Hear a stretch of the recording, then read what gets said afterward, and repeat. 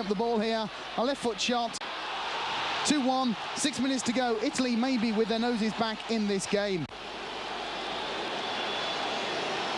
As we see it again, Switzerland won't be happy with their marking and their play in the area. A poor clearance, and Baggio very grateful for the chance, and a fine finish from the man from Juventus. And then into the final minute, and it was Stefano Eranio who snatched the draw for Italy. Literally the last kick of the game. 2-2 the final score. A tough night for Italy, but they scrape a draw against Switzerland.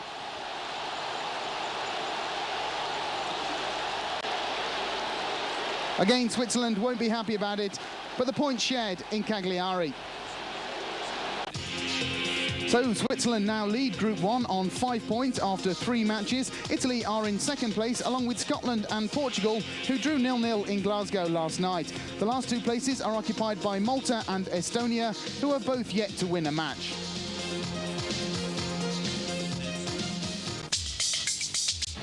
Holland got their Group 2 campaign off to a poor start when losing to Norway last month, so they were looking to set the record straight at home to Poland last night, while the Poles would have been hoping to pick up further points, having notched up a win and a draw in their opening 2 games. And it was Poland who did get the best start. 18 minutes had gone, a mistake by Stanley Menzo, Kosminski of Udinese in Italy getting the goal.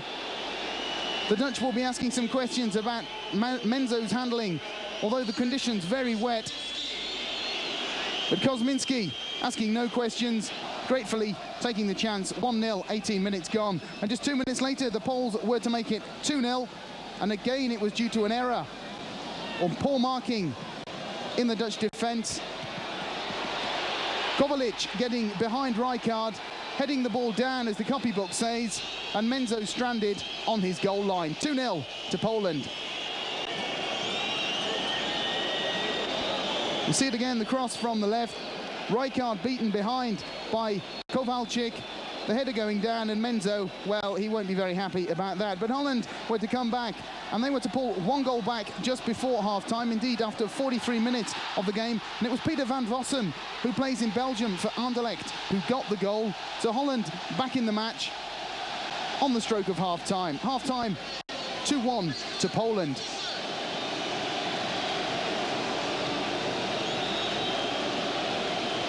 And indeed, Holland were to do better in the second half. They levelled things up in the very first minute of that second half. And it was that man from Anderlecht, Van Vassem, again getting the goal. A mistake by the Polish keeper, very reminiscent of Menzo's mistake in the first half. Van Vassem as grateful as Poland had been. 2-2, and that was to be the final score. So the points shared between Holland and Poland last night.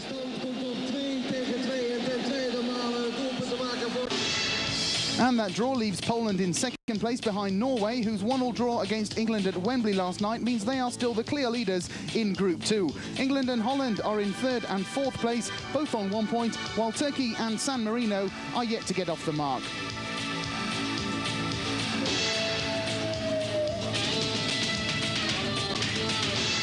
The 2 matches played in Group 3 yesterday failed to produce a single goal, with first Denmark and the Republic of Ireland, and then Northern Ireland and Spain all sharing the points.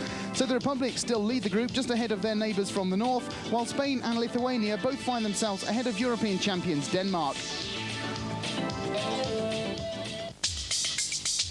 In Group 4, Belgium have been the team to beat so far, having won their opening 3 games, including an impressive victory in Czechoslovakia. Last night they were at home to Romania, who were also defending a 100% record after their first 2 matches. And it was a very close game. Both sides had chances to open the score in the first half. This shot by Dumitrescu could have got the opening goal for Romania, but just over the bar of Michel Prudhomme. And indeed, it was Belgium who were to get the opening goal. The shot by Rudy Schmidt of Antwerp after 25 minutes. The 29-year-old playing in only his second match for Belgium. Michel Prudhomme, the goalkeeper, happy, as were the crowd in Brussels last night. Fine run, holding off the markers. A right-footed shot, 1-0 to Belgium. Moving into the second half, again the score could have changed. Belodedici had this chance to pull a goal back for Romania. But it wasn't to be. 1-0 the final score for Belgium. Their 100% record continues. Staying in Group 4, Wales last night made the trip to Cyprus, with both nations on 2 points, having won and lost 1 in their opening 2 matches. 0-0 was the score at half-time, but Wales took the lead after 51 minutes. The corner from the right by David Phillips. Mark Hughes with the header through a crowded penalty area. Hughes' first goal, would you believe, for 2 years for Wales. His 10th international goal, a very valuable 1-2, giving Wales the lead in the second half in Cyprus. Cyprus, though, had chances to pull a goal back. This chance for Savides, not quite making it. And again, another chance for Costa was missed in the second half. So the points going to Wales, 1-0, the final score in Cyprus. And looking at the Group 1 table, Belgium's 100% record after 4 of their 10 matches means that they look to have already taken out an option on the trip to America in 2 years' time. Both Romania and Wales are 4 points behind with 1 game in hand, with Czechoslovakia and Cyprus both on 2 points, and the Faroe Islands yet to get off the mark. In Group 5, Russia were playing in their first official match since the breakup of the Soviet Union as they took on Iceland in Moscow. This was Iceland's 4th game in the tournament so far, the men from the north having won 1 and lost 3. And Russia were on the attack in the first half, trying to force a goal, but indeed the goal came in the second half. It was after 64 minutes that it came. Iceland had held on well up to this point. Russia finding it hard to break the Icelandic defence. But there's the goal, 64 minutes, Joran the scorer, and indeed that the final score in Moscow last night. A narrow win, but a win nevertheless for Russia. So Russia are off the mark in Group 5, and they are now in 3rd place on 2 points along with Hungary. The leaders in the group are Greece, who have won the 2 games they have played so far. Only 1 nation will go through from those 5, as opposed to 2 in the other European qualifying groups.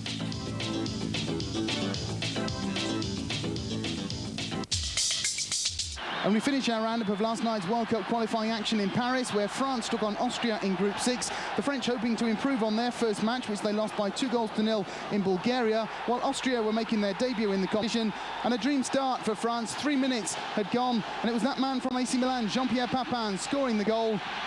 A fine move by the French. The new man, Xavier Gravelaine, passing to Eric Cantona of Leeds. Cantona showing his magic at the edge of the box. A chip shot over to Papin. No questions asked. A right foot volley, and 1-0 after 3 minutes. Moving into the second half, the substitute Pascal Villarua on the left with a beautiful curling ball. And that man, Eric Cantona, again, he provided the one for Papin. He scored one himself, making it 2-0 for France last night. As you can see, a beautiful curling ball from Villarua. Cantona stretching the right foot out. 2-0 to France. They had a chance to make it 3-0 with this penalty by Papin, but that one went over the bar. 2-0 the final score in Paris last night. And that win for France sees them move into 3rd place in Group 6. The leaders in the group are Bulgaria, who have 4 points, as do Sweden. Austria and Finland have still to notch up their first points, while Israel have yet to play their first match. We're going to take a short break, but we'll be back with more football action and welcome back to Eurosport News. While the rest of Europe was involved in World Cup qualifying, the holders Germany, who of course qualified by right for the final phase in 1994, took on Mexico in a friendly match in Dresden. Germany weren't quite at their best last night, but they had plenty of chances to take the lead. This free kick by Thomas Hessler, who was incidentally given the award for the German Player of the Year just before this match. Germany could have taken the lead there. It wasn't to be. A fine curling free kick by Hessler. He showed us 1 or 2 of those in the European Championships earlier this year. But Mexico keeping him out on that occasion.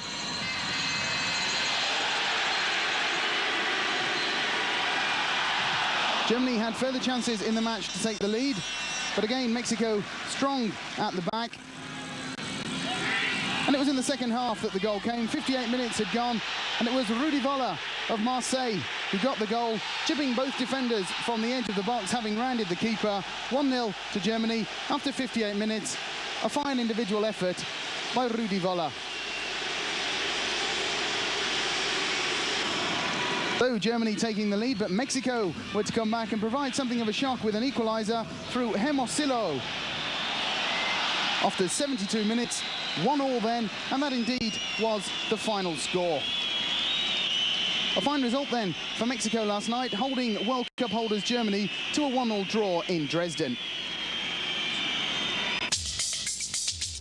Well, having qualified for the 1994 World Cup as holders, Germany now know that FIFA today announced that the African Group World Cup qualifying match between Liberia and Cameroon, due to be played in Monrovia on Sunday, has been postponed indefinitely. Fighting in the civil war in Liberia has reached such a level that FIFA can no longer assure the security of the two teams.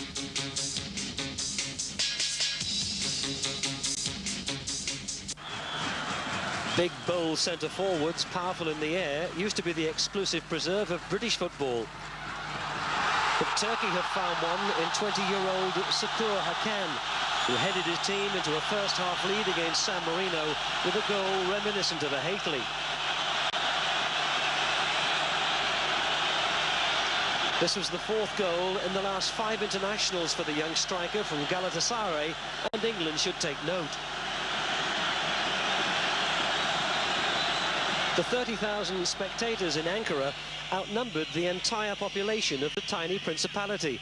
But 7 minutes into the second half, the minnows of Group 2 turned the game on its head. Batshuayi scoring their first ever goal from open play. 11 previous internationals had produced just 1 penalty, and the celebrations bordered on the delirious. This had been their first corner of the match. And although the veteran Bonini, who used to play for Juventus in the 80s, failed to make a connection, Batshuayi, left unmarked, certainly didn't. With 10 minutes left, Turkey's frustration boiled over into 2 controversial incidents. When Aouz went down in a challenge in the penalty area, the home crowd bayed for a penalty. But not only did the Arabian referee, Mr. Boussaïm, not give it, he also booked Aouz, who may have tried to make the tackle look more than it was. Much more serious, though, was the pitch invasion by an enraged spectator who manhandled the referee before being overwhelmed and unceremoniously thumped by the security police. This incident may well have ramifications from UEFA. The 1-1 scoreline was transformed in an amazing last 4 minutes. The free kick taken too quickly for the defenders, and Oran scored at the second attempt. The celebrations were as much in relief, and the replay showing just how fortunate the attacker had been.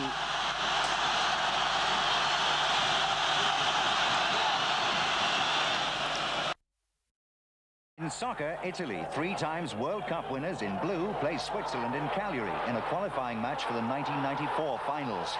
Oral gives the visitors a 17th-minute lead after sloppy Italian defending. And when keeper Marchegiani's disastrous attempt to dribble around Chapuisat fails, the Swiss take a shock 2-0 lead.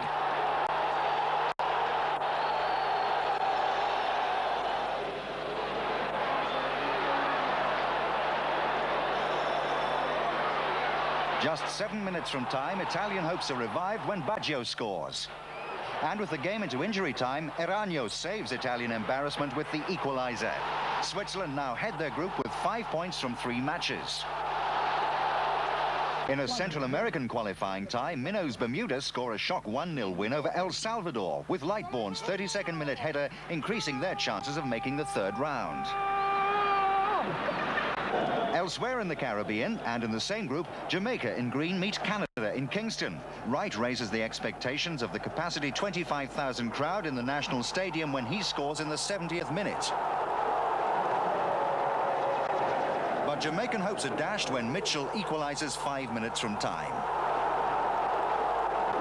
Despite a last-minute assault, the match ends in a draw, which leaves Bermuda as surprise leaders of the group.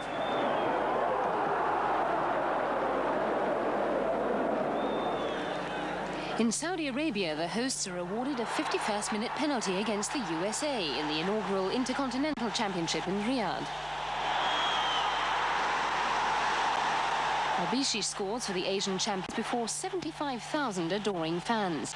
The tournament, designed to pit the 5 reigning continental title holders against each other, suffers from the absence of European champions Denmark. Tunayan books the Saudis' path into the final with a 2nd goal, and Masaid completes the defeat of the 1994 World Cup hosts by making it 3-0. In the other semi-final, Argentina upholds South American honour when Batistuta completes a superb five-man move to score against the Ivory Coast.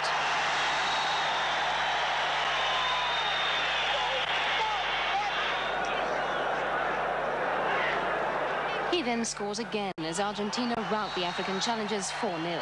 We'll bring you the final in next week's show.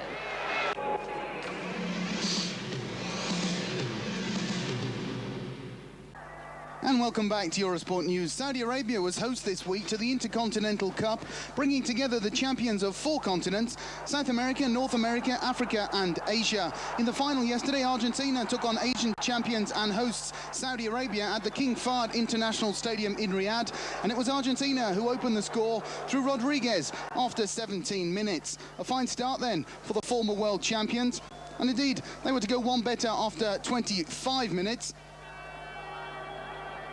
A pass from the right by Basualdo and the goal by Claudio Caniggia to make it 2-0 for Argentina. A fine goal for the man from AS Roma. Just before half-time, a chance for Saudi Arabia. This shot by Al Hafri, headed away by Vasquez, and 2-0 the score after the first half.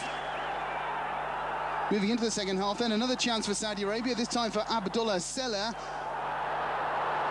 A fine shot and a diving save by Goycochea, just putting the ball round his left-hand post. Argentina absorbed a lot of that pressure and they made the game safe in the 62nd minute. Batistuta's shot hit the post. Diego Simeone of Seville wrapping it up. 3-0 the score. Argentina with this game in the bag by now.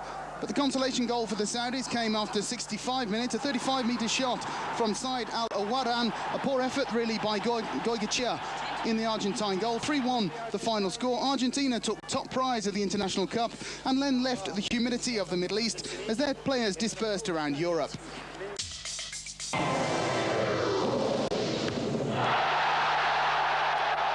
In soccer, Morocco in red play Ethiopia in a World Cup qualifying tie in Casablanca. The Ethiopian team is decimated as 6 squad members defect in Italy en route to the game, and they include in their team 3 goalkeepers and a 40-year-old deputy coach in midfield. 4-0 down at half-time, they reappear with only 9 players, and then a further 3 are injured. In the 55th minute, with the score at 5-0, the Algerian referee abandons the match with only 6 Ethiopians on the pitch, 1 less than FIFA allow. And they now face heavy fines and sanctions from both CAF and FIFA.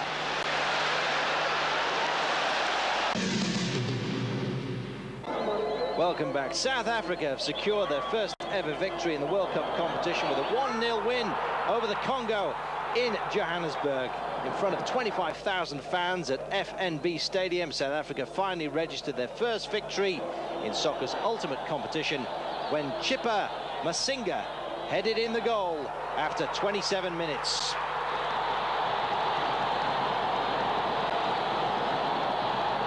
Brilliant work by goalkeeper Steve Crowley 3 minutes later prevented Sylvie Mbongo from getting the equaliser. Mbongo from the Congo being denied. Shortly after, Mbongo was carried off the field in agony after a rather heavy tackle.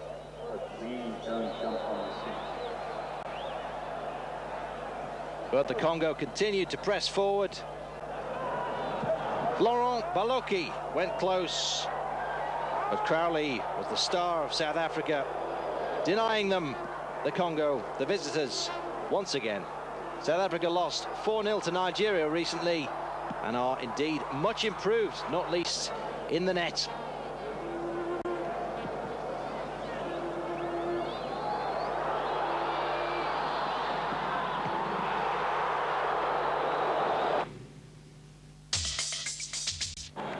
Draws in 2 crucial games in the CONCACAF division of the World Cup qualifying tournaments have produced a surprise leader in Group B. Bermuda it is, here home to Jamaica on Sunday. In the 6th minute, it was Kentwan Jennings who opened for Bermuda. What a cracker.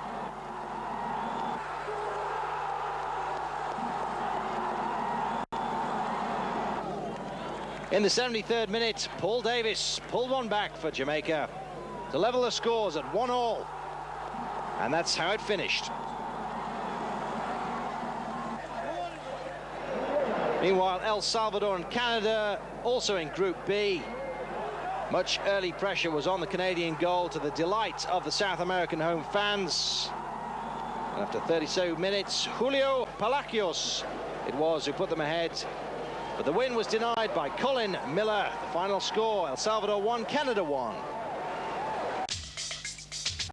And still with football, Canada have moved to the top of their World Cup qualifying group following a 1-0 victory over Jamaica in Toronto yesterday.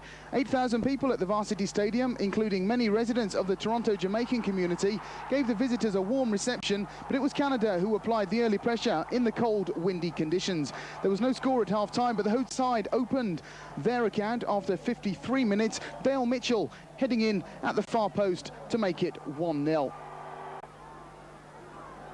And indeed, Jamaica tried to come back and get the equaliser.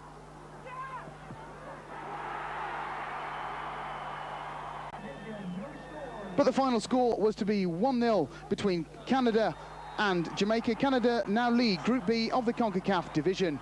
We're going to take a short break, but we'll be back with tennis action, so stay with us. In Group B of the CONCACAF World Cup qualifying competition this weekend, El Salvador were at home to Bermuda. The visitors were met by a crowd of 75,000 fans in the Cuscatlan Stadium, and it was no surprise to see the home side take the lead after 22 minutes through Julio Palacios.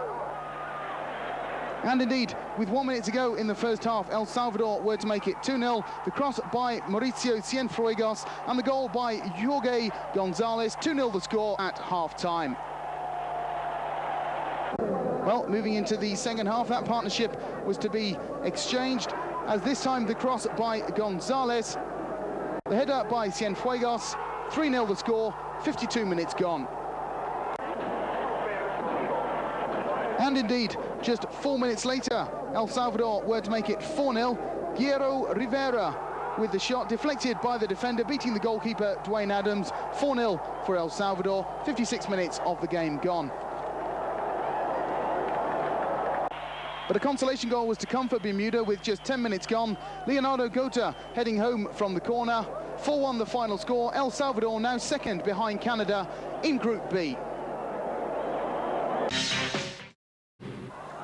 And welcome back to Eurosport News. In Group B of the CONCACAF World Cup qualifying group yesterday, El Salvador made the trip to Vancouver to take on Canada in a match between the top two teams in the group. And it was the home side who had the best start, Colin Miller making it 1-0 after 12 minutes. But El Salvador were to come back, and it was Guillermo Rivera making the most of a rebound to make it 1-1 at half-time.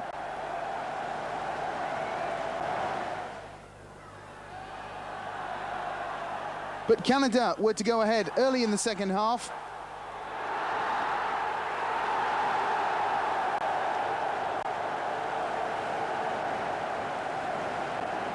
Indeed, El Salvador were to go ahead early in the second half, only for Dale Mitchell to come back and make it 2-2 after 71 minutes. So, 2-2 the score, and El Salvador were to wrap it up in the last minute of the match. Oscar Ulloa lobbing the keeper Paul Dolan. 3-2 the final score. El Salvador looked well placed to qualify for the next round. Further south, but still in Group B, Jamaica were at home to Bermuda. Hector Wright opened the score for the home team after 10 minutes. And indeed, Jamaica were to go 2-0 ahead. Just 5 minutes later, Roderick Reed making it 2-0, and that indeed the half-time score. But Bermuda were to come back somewhat in the second half. Sean Gota making it 2-1 after 60 minutes.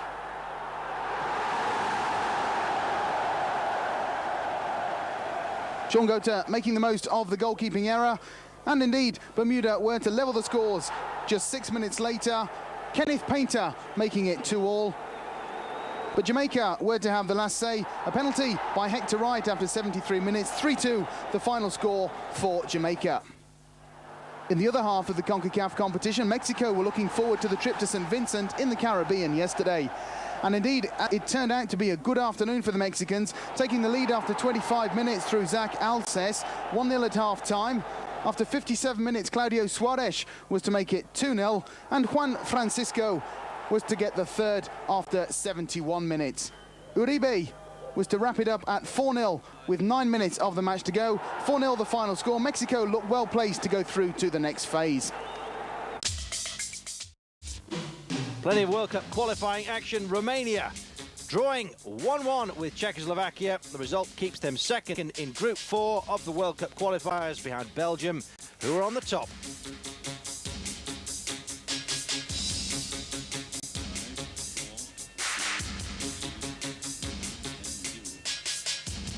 Meanwhile, France, they took on Finland. This goal from Jean-Pierre Papin. Absolutely superb. France winning that one 2-1. Group 6, of course, headed by Sweden with 6 points ahead of Bulgaria and then France. Well, it's not only Europe who are playing for a place in the World Cup in America. The CONCACAF area, Canada here taking on Bermuda, and what a plethora of goals there were. Canada playing in red, opening up with Bunbury, 24 years old, West Ham player, born in Guyana. Well, he seems to be doing well for his home country. This one just over the line. Well, was it? Well, it all counted. 7 minutes that was, and then on 13 minutes, Bunbury again ahead of this time. Cross from Dale Mitchell, his teammate. 2-0 to Canada. Well, Bunbury was on for his hat-trick. And what a beauty, with the help of the post and an unkind deflection onto the goalkeeper. That made it 3-0 to Canada.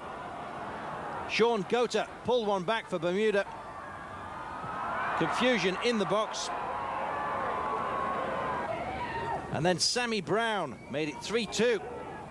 Again, exploiting a terrible mix-up in the Canadian defence. But it wasn't all over. Just 4 minutes from time. Jeff Auger, the substitute. Final score, Canada 4, Bermuda 2. That result kept Canada on top with 6 points ahead of El Salvador and Jamaica. Meanwhile, St. Vincent, they were playing Costa Rica. Ronald Gonzalez with the only goal. St. Vincent 0, Costa Rica, the visitors, 1. Costa Rica second in Group A behind Mexico. Mexico playing here in green, took on Honduras. Chepo de la Torre opening up after 12 minutes. And then in the second half, Francisco Uribe, the substitute.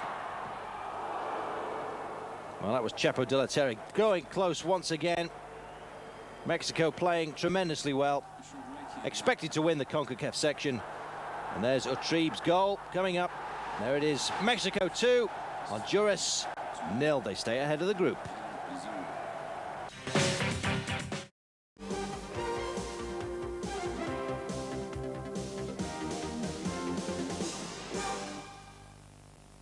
Let's start our look back at what was an important week in World Cup action, particularly in Group 4. It was scoreless at half-time between Romania in the yellow and Czechoslovakia in the red and white in Bucharest, but all that was to change after 48 minutes. Fine running down the right-hand side by 28-year-old Marius Lacatuș. His cross provided the opportunity for Ilie Dumitrescu to open the scoring after 48 minutes. Dumitrescu grabbing his second international goal in successive home games. He scored against Mexico, but it was Lacatuș who made the goal, and he had a magnificent match. 3 minutes into the second half, and Lacatuș's pass finding Daniel Montagno, and when it ran loose, it was Dumitrescu who finished it off. Romania, who'd won both their home games convincingly against Wales and the Faroe Islands in this group, had a setback when they lost 1-0 to Belgium, but they had most of the match. And the next chance they had, 10 minutes later, again Lacatuș the provider, and this fine effort from Sapau, producing an excellent save from Sparta Prague goalkeeper Petra Kuba. Sapau went very close to scoring on a number of occasions. Czechoslovakia, though, often threatened. Moravcik's free kick And substitute Pavel Kuka going close with Bogdan Stelea in the Romanian goal, certainly beaten. 10 minutes to go and Czechoslovakia finally got their equaliser. The foul was by Mihaly on substitute Kuka. And Joe Worrell, the English referee, in no doubt. 81 minutes on the clock. And Czechoslovakia with the opportunity to level things up in this very important Group 4 game. Have a look at the replay, and Kuka got away. Mihaly was late, and Joe Worrell entitled to give the penalty.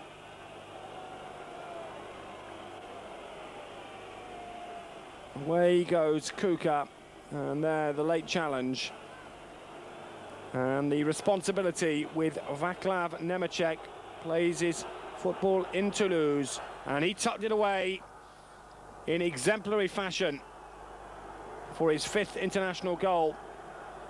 The captain took on the responsibility, and Czechoslovakia get the equaliser. A really cool penalty in his 33rd international. Nemeček, 1-1.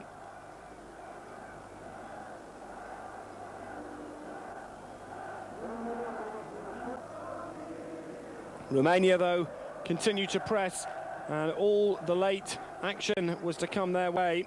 This is debut man Ion Vladu, and a shot from Lakatush.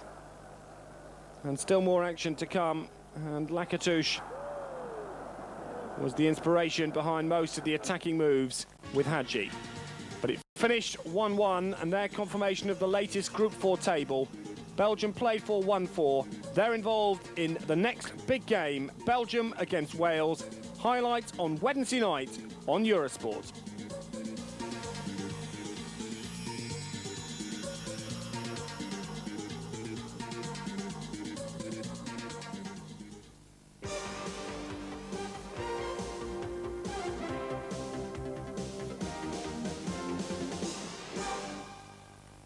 Two games in the last week in Group 6, and let's start in Tel Aviv with highlights of Israel against Sweden.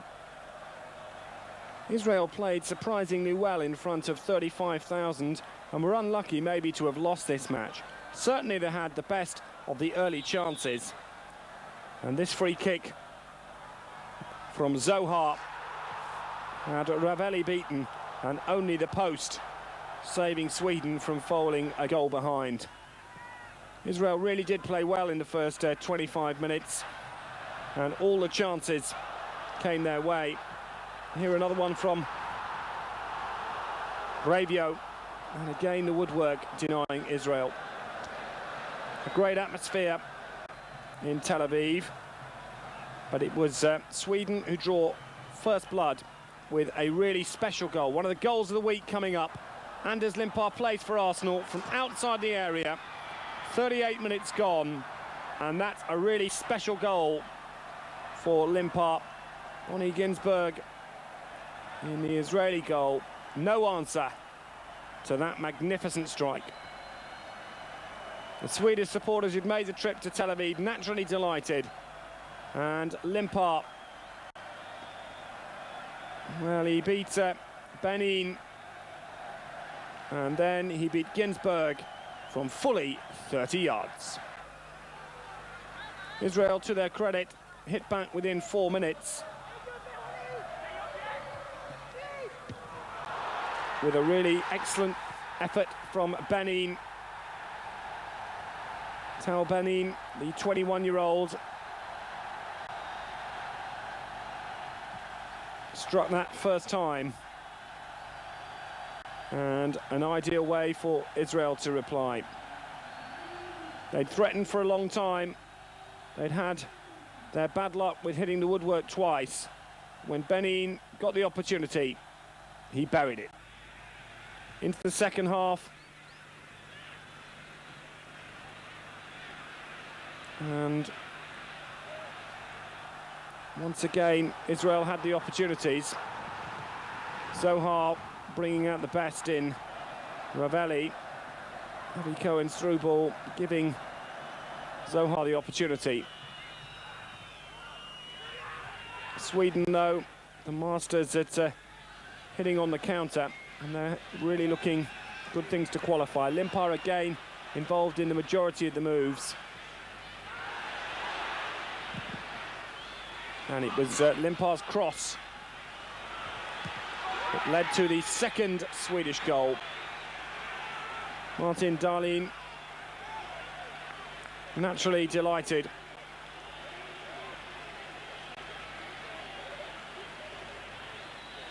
His 8th goal for his country. And the 24-year-old grateful for excellent work from Limpar. A really good cross and a fine header that had Ginsberg well beaten.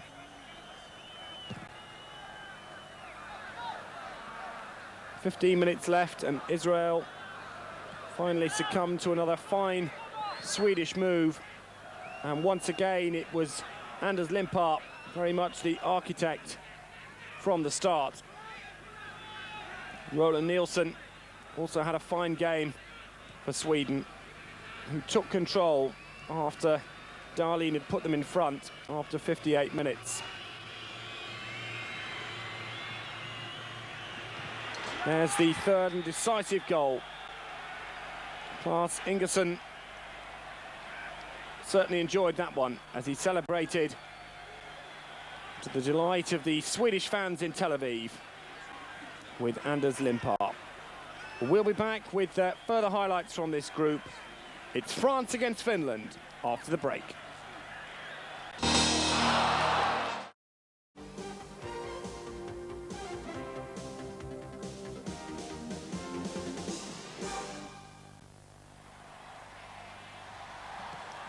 France came to the Parc des Princes after achieving only their first win in 1992 in their previous international against Austria, 2-0 in this World Cup Group 6.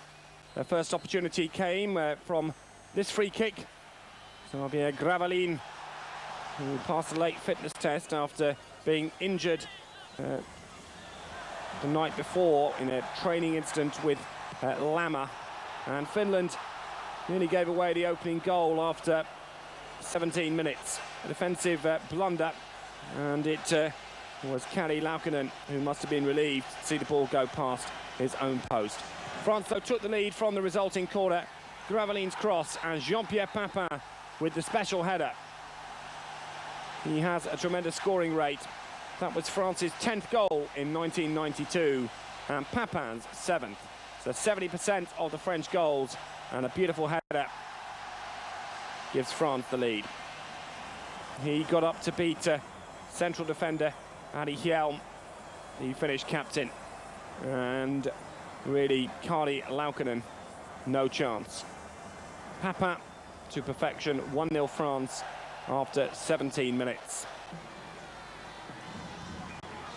France had their best spell just after the goal. Didier Deschamps combining well, and Lizarazu going close to scoring on his French debut. Bordeaux left back at 22 must have been delighted by the fine pass Eric Cantona delivered him. And when he was one-on-one, he surely could have done better. But Cantona's delivery was first class. Lizarazu in space, but unable to finish it off. Finland forced into a substitution when Aberdeen's Patalainen had to go off with an ankle injury. They brought on Pasi Toriainen from Helsinki, and he actually had an excellent game replacing Patalainen, which couldn't have been easy. The rain came down in Parc des Princes, and France continued to put on the pressure in a first half in which they had 75% of it. Alain Roche, the Paris Saint-Germain centre-half, doesn't have many opportunities to score. He's not scored yet for his country. France continued to press forward and got their second when Lizarazu picked out Cantona. And Eric Cantona scores again, as he did against Austria, and grabs his 4th goal for his country. This one coming off his shoulder, but it was great vision from Lizarazu, who looked up, saw Cantona, and gave him the perfect opportunity. Laukkanen will be disappointed. They all count, though.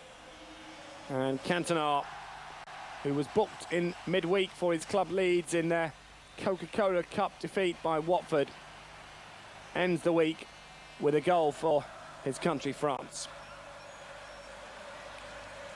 That second goal should have sparked off a performance for the Parisians to relish, but it was certainly anything but that in the second 45 minutes. Cantona, in the end, having his shirt tugged there by Petri Järvinen. Finland ended the first half with one or two really good opportunities, but nobody in the crowd could have expected them to produce the comeback that they masterminded. The French will have been very disappointed not to have run out comfortable winners after their excellent first half performance. Still in the first half here, and another opportunity goes a begging. This time Gravelines, the leading scorer in the domestic league with Caen, winning his second cap, missing out.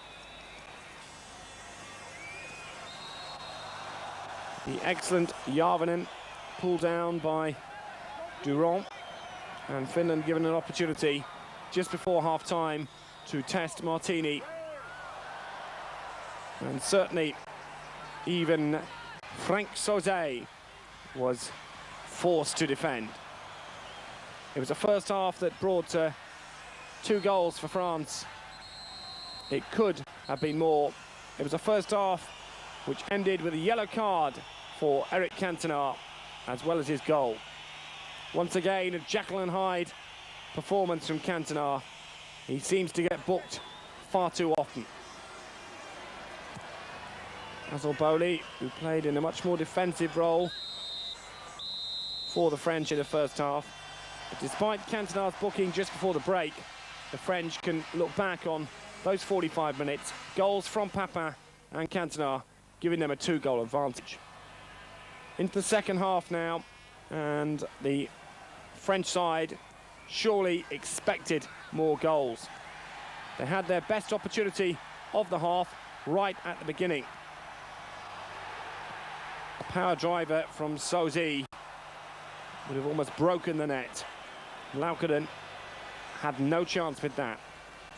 But from then on, it was Finland who forced the major threats. Sauzet's drive, as we see again, Ukkonen with the mistake, and that was hit with real power, a yard wide. Jukka Vakila must have been delighted with his side's commitment after that. And the French caught offside no less than 6 times in the second period, as Finland played a very shrewd tactical game. Papin felt he was on, but from there you can see he was 3 or 4 yards off. 54 minutes, and Finland get the goal they'd been threatening. Petri Järvinen on hand to stab home Marko Mura's cross. Muru found Järvinen, and he beat Bowley and Martini. And Finland had a lifeline here. And that goal was to spark off a series of bizarre errors in the French defence. France having to hold on to a lead that was now only 1 goal after threatening to run away with the match when they went 2-0 up through Eric Cantona after 31 minutes. Kari Laukkanen, who now keeps goal for Waldorf Mannheim. 28-year-old Finnish goalkeeper with 33 appearances. Made a fine save here from Franck Sauzet's drive. But in fairness, it was only one of limited opportunities that the French had in a second period that they'll certainly want to forget. Martini taking far too many chances and lucky to get away with them all as Finland press forward in the quest for a surprise equaliser. France, only one win in 1992 before this match. Finland, who hadn't won since the 16th of May 1991 when they beat Malta 2-0, were perhaps naive in their finishing. Basil Bowley, he played far more defensive than the crowd wanted. Didier Deschamps and Franck Sauzet, again failing to impress the half-full Parc des Princes.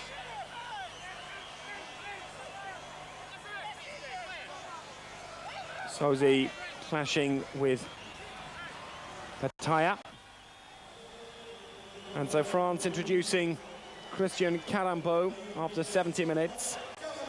He's only the second New Caledonian to represent his country, following Zimarco. And he's the first player from Nantes to represent France since Didier Deschamps back in 1989 when he played against Cyprus.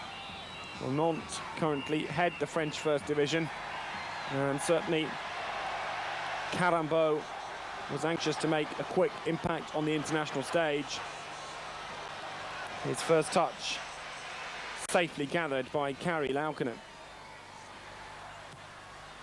Carambeau trying to get the French up for what was a task that they were making increasingly difficult.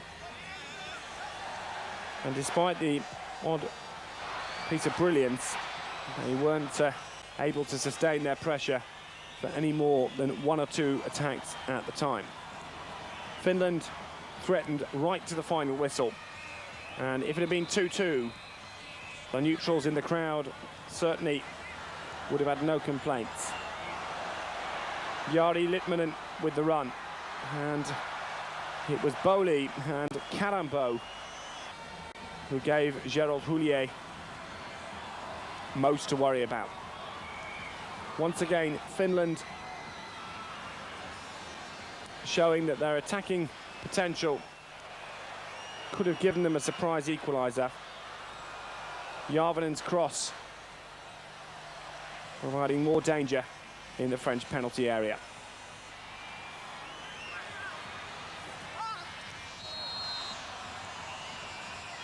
The French will claim they did enough in the first 45 minutes to comfortably win the match. They brought on Pascal Veyrua for his 19th international. The Auxerre midfield player just scored the one goal against Belgium. Made his debut in January 1990. And he came on for Xavier Gravelines, the leading scorer from Caen. But despite the two substitutes, France failed to get the breakthrough. Papin with the cross, but nobody on the end of it to finish it off. Into the closing stages, and it was Finland who, if anybody, looked like scoring more. Talianen and Litmanen particularly dangerous. Certainly Sauzet and Talianen having a few words to each other. Sauzet making the most of that challenge. France tried to steal the game inside the last minute. Cantona, his pass greeted with jeers from the French terracing. One last chance, and the French were hopeful when Carambeau got possession. Once again, Cantona, despite a fine, amazing run, failed with the accuracy of the pass. Eric Cantona, a Jekyll and Hyde performance from him. And into stoppage time, and Finland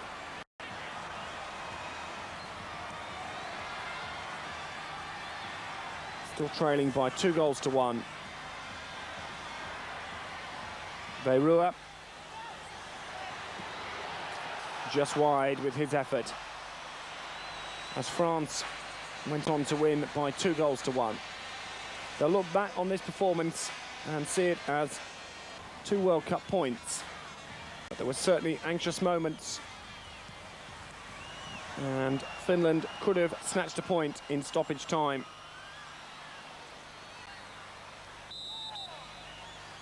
Jari Litmanen, the Ajax midfield player wearing number 7, a lively threat to all, and he was given far too much space from this third corner in stoppage time, but his shot was well blocked.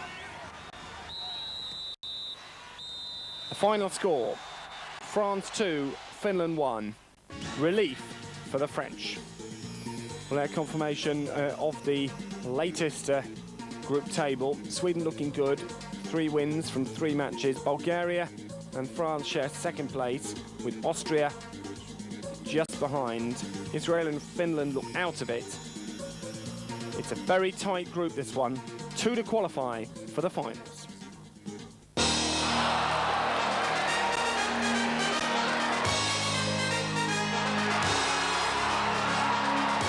And he could start, as the popular press put it, by going on a turkey shoot. England's perennial opponents in qualifying competition arrived at Wembley and for a while threatened to do what they'd never done before: score. Only Chris Wood's reactions and then the woodwork prevented them from doing so. And Taylor, a patient onlooker against Norway, spent much of the first half out of his seat screaming instructions before Paul Gascoigne started doing what he does best. It's not the best of passes. Gascoigne sort of took it second time around. And Gascoigne again. Lovely! Go! Wonderful! The expression of Laurie McMenemy summing up the feeling not only in the stadium but I suspect in the country.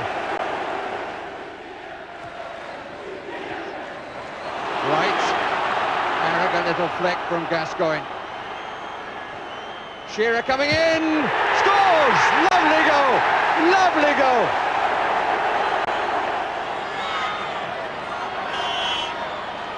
Gascoigne might go the other way. No, it's Pearce, and it's struck, and it's in.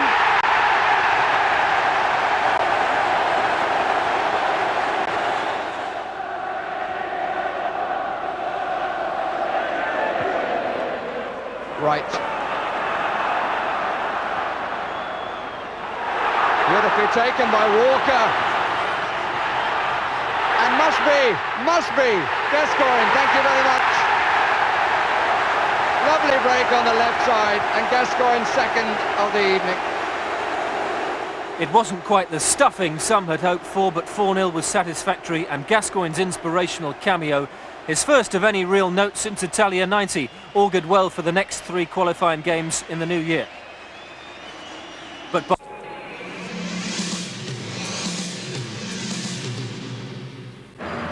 Welcome to Eurosport News. My name's Carlton Kirby. Plenty of World Cup football last night, not least this game. Switzerland versus Malta in Group 1.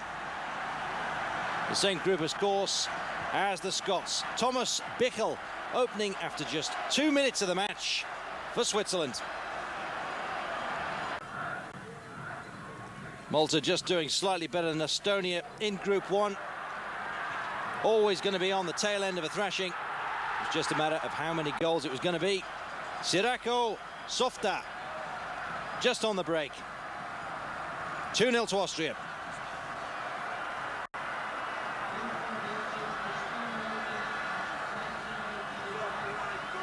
And right on the whistle, Stefan Chapuzat made it Switzerland 3, Malta 0. Disastrous goalkeeping by the Maltese.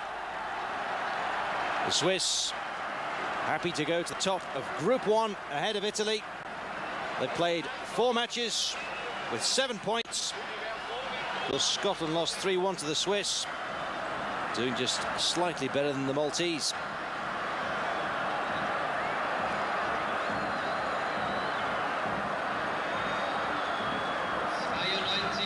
So let's take a look at how the table's looking at the moment. Switzerland on top with 7 points, having played 4, just ahead of Italy, who drew 0-0 with the Scots last night at Ibrox. Italy with 2 points from 2 games, Scotland with 2 points from 3 matches. Things looking a little pale for the Scots.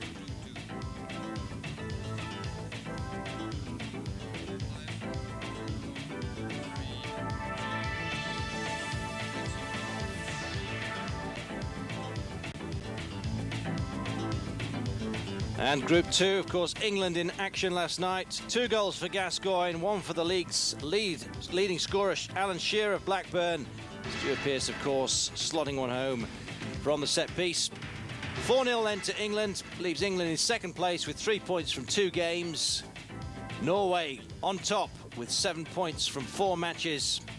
Third place, Poland, same points as England, same amount of games. In Group 3, Windsor Park, the venue, Northern Ireland playing Denmark. Denmark showing some of the skills that stood them in good stead in the European Championships this year. Lucky break for the Northern Irish early on. Mola Nielsen, the Danish coach, hoping for some better results from his Danish side, who tend to make 0-0 draws a speciality. Not so Henrik Larsson, though, had different ideas, and in the second half, 51 minutes, that was the opener, and the game's only goal. Northern Ireland 0, Denmark 1. Into Spain, and Jack Charlton's Republic of Ireland side. Well, there are plenty of chances, not only this one from Quinn. They just weren't finishing them off. Vasquez up the other end for the Spanish. Cheered on by a huge crowd. But the ball wasn't to find the net. Well, Lopez got himself a red card for that one. Ireland would certainly have hit the back of the net had it not been for that atrocious foul just on the edge of the box.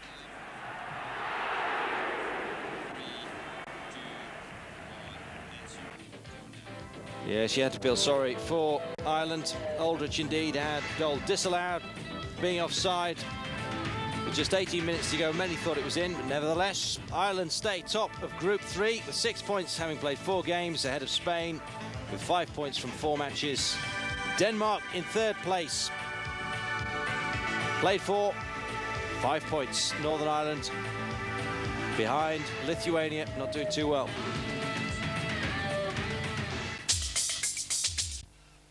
In Group 4, Belgium played host to 20,000 people, as well as the Welsh. End-to-end stuff this.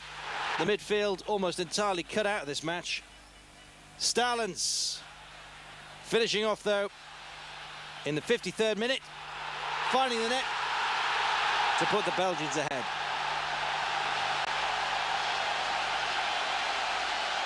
Belgium now almost guaranteed a place in the '94 World Cup.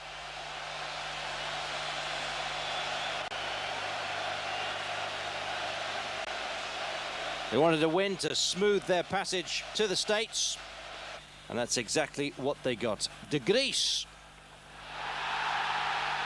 on the end of Prendham's kick. Polished it all off. Belgium 2, Wales 0.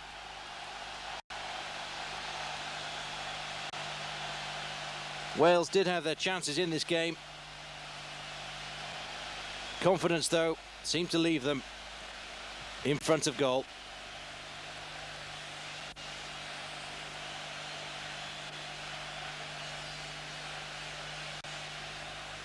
The Belgians finding the space that mattered, making their chances count, and that's what it's all about. Belgium then top of Group 4, 10 points, having played 5 games. Let's have a look at the rest of the table. And there it is. Maximum points then for Belgium. Romania, 5 points from 4 games. Poor old Wales